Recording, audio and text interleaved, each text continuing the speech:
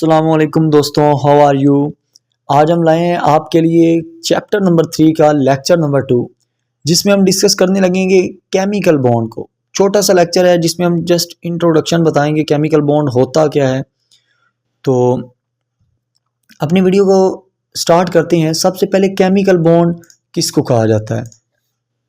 तो chemical bond क्या है? ये एक फोर्स ऑफ अट्रैक्शन है, यानी वो ताकत जो अट्रैक्ट कर रही होती है किन को?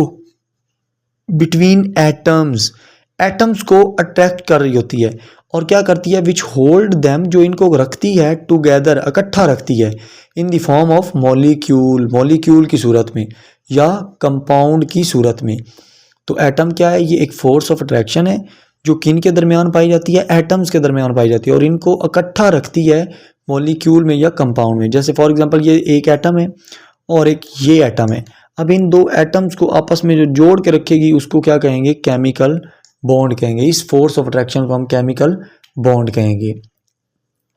अब यहाँ पे देखिएगा, केमिकल बॉन्ड में एक आपने कॉन्सेप्ट याद रखना है कि एक एटम ये है मेरे पास ए, ठीक है। अब दूसरा एटम क्या है? बी। अब होता क्या है कि ये एटम जब आपस में करीब आ रहे होते हैं तो इनके दरमियान फोर्स ऑफ अट्रैक्शन होती है जो इनको आपस में खींच रही होती है। इसी तरह एक कुछ और भी फोर्सेस होती हैं जो इनको अपने से दूर लेके जा रही होती हैं, ठीक है, जो इनको रिपेल कर रही होती हैं। कुछ फोर्सेस ऐसी हैं जो इनको अट्रैक्ट कर रही होती हैं और कुछ फोर्सेस ऐसे होती हैं जो इनको रिपेल कर रही होती हैं। जैसे एटम, इस एटम का जो इलेक्ट्रॉन होगा वो क्या करेगा? वो इस एटम के इलेक्ट्रॉन को रिपेल कर रहा होगा, ठीक है, तो ये रिपल्शन वाली फोर्स होगी। लेकिन जो इस एटम का न्यूक्लियस होगा वो इस एटम के इलेक्ट्रॉन को अट्रैक्ट कर रहा होगा।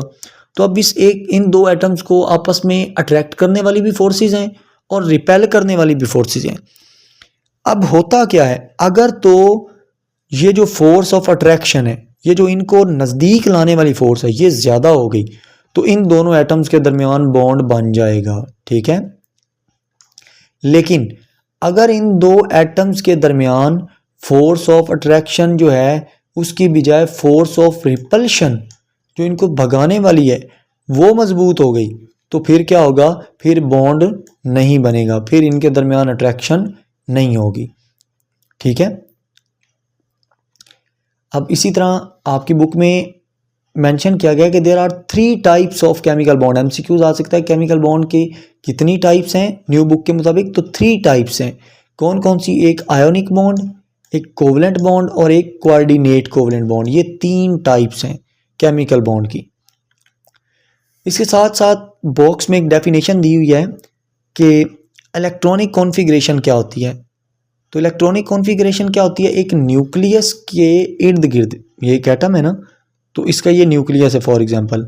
अब इस न्यूक्लियस के इर्द गिर्द क्या होते हैं? शेल होते हैं, और इन शेल के अंदर क्या होते हैं? सब शेल।